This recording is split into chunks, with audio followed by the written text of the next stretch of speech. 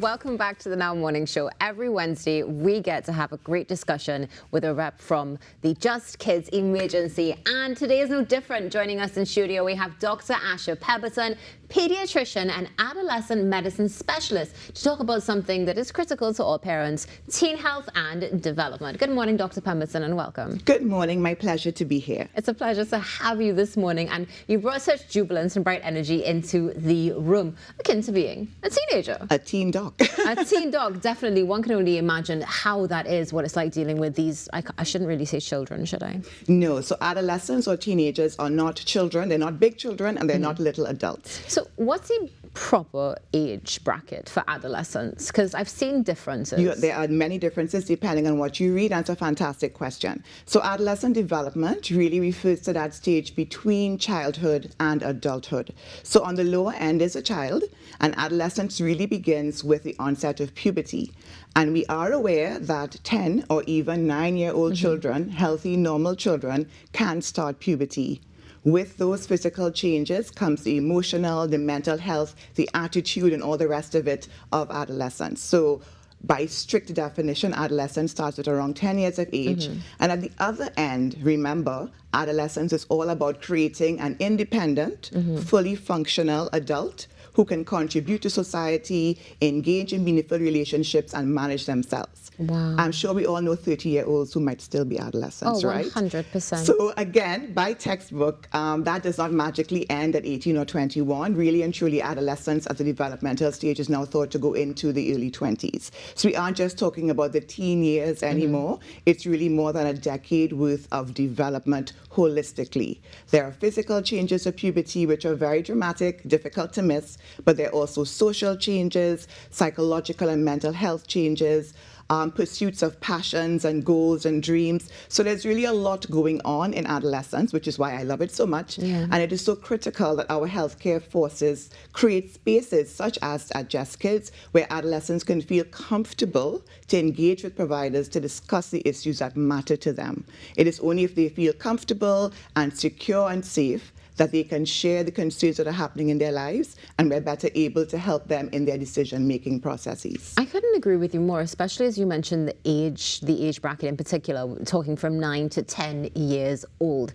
I mean, I feel like in many ways this shift has happened over time when we've started to realize that adolescence really starts so young. Before we get into the topic of actual development though, is it possible, or is it the fact that gender can play a role as to when adolescence starts? Absolutely. And so we know biologically that females, girls, do start puberty earlier than boys in the majority of cases. And so with those first early pubertal changes, you can anticipate as parents mood changes, a tendency to want to spend more time with friends, a little bit more attitude, a little bit more demonstrating their sense of self.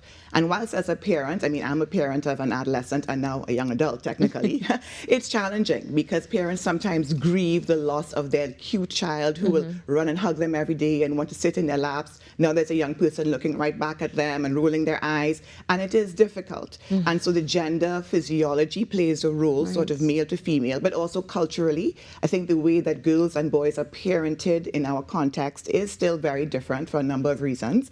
And so those factors also play a part in which young people feel that autonomy to express themselves in their family spaces. So what would you say are some of the first things that need to be taken into consideration when it comes to just the approach of teen health? Right. So the first thing, from a parental perspective, I want parents out there to all recognize that adolescence is a stage of development. And so the same attention that you paid when your child was learning to sit and learning to walk and taking their first steps, you have to continue that through childhood and into adolescence to recognize that between the ages of, say, 10 to 14, your early adolescent will be dealing with the changes of puberty, changes to their bodies, feeling a little bit less secure, and it's the first time in which their friends are more important to them than their families. Young people want to fit in.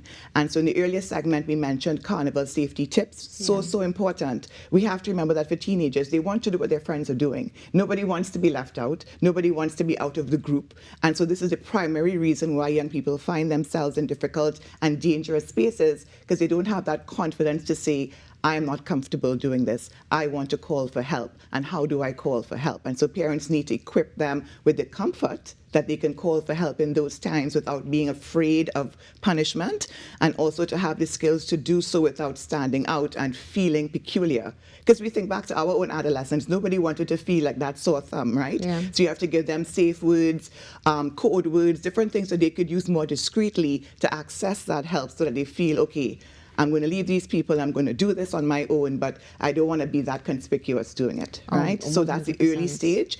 Middle adolescence, age maybe 14 to 17. Young people, puberty is over for the most part. They're tall, they're big, they're strong. They think that they are adults. They are not adults. The teen brain is not the adult brain. They do not have the capacity to make good decisions for themselves all the time, even though they think they do. And so although conflict tends to peak at that time, I urge parents to not give up and not give in. Young people still require your guidance and your wisdom, but the art within which you disseminate it has to change. And then coming into adulthood, young people ideally should be able to manage themselves. So as I said, we all have that 35-year-old uncle who's still living at home, right? We all have him.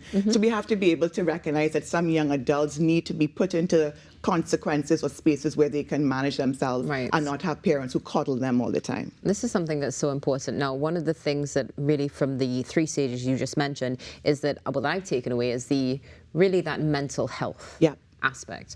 And I dare say, culturally, we don't necessarily focus on that as much when it comes to teenagers. We're very focused on the physical changes, the hormonal changes, what's going on with their bodies. And we don't think about how it can adversely affect their mental health. Now, at Just Kidz Emergency, we were talking off air a little bit, and that's one of the things that you mentioned, speaking about mental health, that focus as well. Do you have any tips? And how is it for you at Just Kidz? Do you see parents coming in with their children to say, all right, we're going to treat with this strategically? Yeah, absolutely. And so just to start with the first part of your question, during adolescence, there is a lot of emotional turmoil. You could think of it as a roller coaster. So there are actually biological and hormonal and brain reasons for that. Teenagers are moody. Let's just put it out there.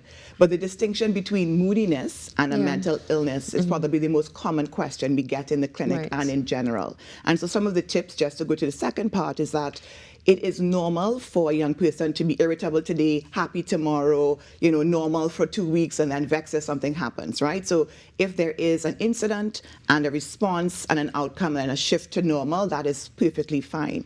But it is this persistence of an abnormal mood that it is a concern. So if a child is sad, reclusing themselves to their room, feeling hopeless, not engaging with friends or family for 5 days a week, 2 weeks and more, that is a problem. If they're constantly afraid, not wanting to go to school, not wanting to leave the house because something bad is going to happen, and we've seen a lot of this emerging out of the pandemic for weeks and weeks, that is a problem. Changes to their sleeping, changes to their eating, changes to their social cycle or social patterns that are persisting in time. So the number one thing I would say is if these changes are long-lasting, if they're starting to not function in their school or their passions or their activities, if their peer group is changing, if they're not managing themselves and their hygiene, these are huge red flags. And most importantly, if somebody else comes to you and says, I'm worried about your child, don't think they're just a Marco.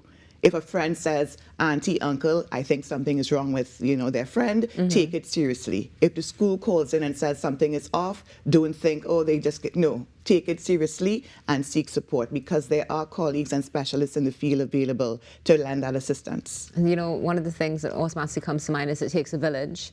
And that's something that you've just brought up. And also that's the sentiment that we get with Just Kidz Emergency Medical as well, that there's definitely that family spirit, and the space is provided as well. And necessary, of course, are going to be safe spaces for teenagers or adolescents. Let me correct myself. Now, let's talk about, I see here that you're an adolescent medicine specialist. Now, obviously, in order to specialize, it must mean that there are some critical differences or things that need to be paid keen attention to. What exactly are those things, and what would you recommend parents, friends, so forth, come to you for for adolescent assistance, let's Yes, say? absolutely. So as an adolescent specialist, I'm a pediatrician first, so I've done training in pediatrics and then went further to specialize in tweens, teens, and young adults. And so again, so culturally, we tend to take older children to the doctor only when they're sick. The first thing I recommend is that as a family, we're now, midway in January. Yes. One of your resolutions should be, let's take our teenagers to see the doctor just for a complete checkup. This is physical things like growth. This is checking in with their mental health. Because the reality is parents do not know everything that's happening in their teenagers' lives. And so that sort of preventive care checkup gives that opportunity for a trusted third party to do an inquiry, make sure that all is going well, making sure that pressures at school aren't mounting, et cetera, et cetera. And so there's a preventive piece that is very important. And apart from that, if you recognize that your child or young person or young adult is struggling at school, having difficulties with these upcoming high-stakes exams, because in addition to Carnival, we're about to get into SEA season, CSEC season, CAPE season, pressures are high, performance anxiety is a real thing. And so preventive visits is perhaps the number one thing I'd encourage parents to do for young people. But apart from that, when we have sort of these big ticket trigger events, so coming into exams, coming into milestones, just to make sure that your young person is managing well. And then the last thing is grief and loss. We sometimes forget the impact of death, of parental separation, of moving, of just disappointments on young people. Culturally, teach them to just get over it and move on. But grief is real and grief causes pain. And so if in your family circumstance, a young person has endured any form of loss and seems to be grieving, this is another opportunity for them to interface with a specialist to help them navigate some of those changes and challenges. Again, something that's so critical. We're not just talking about, of course, physical changes, but mental changes as well, and how external circumstances can affect that. Now, in your experience, what would you say are some of the most overlooked, I'm trying to find the right word right now. I don't want to say ailments because I'm not talking about physical, but perhaps overlooked emotional circumstances that parents just say, they don't take it on, and then you end up having a child on your hands that you really need to sit down with and work through for months. Absolutely. And I would say the impact of friends and peer relationships. Okay. So a major milestone of adolescence is wanting to spend time with friends and connect with friends and build relationships. And if you think about it, it makes perfect sense because we want an adult to be able to form relationships in the adult space and go on and create another generation, right? So friendships mean a lot to young people. Unfortunately, for a variety of reasons, teen relationships aren't often permanent. And because of the different portals of communication, young people can find themselves socially ostracized, being left out of group chats and Discord servers and this type of thing. And they feel upset, they feel lonely, they feel sad. I've seen depression, anxiety even emerge out of these contexts.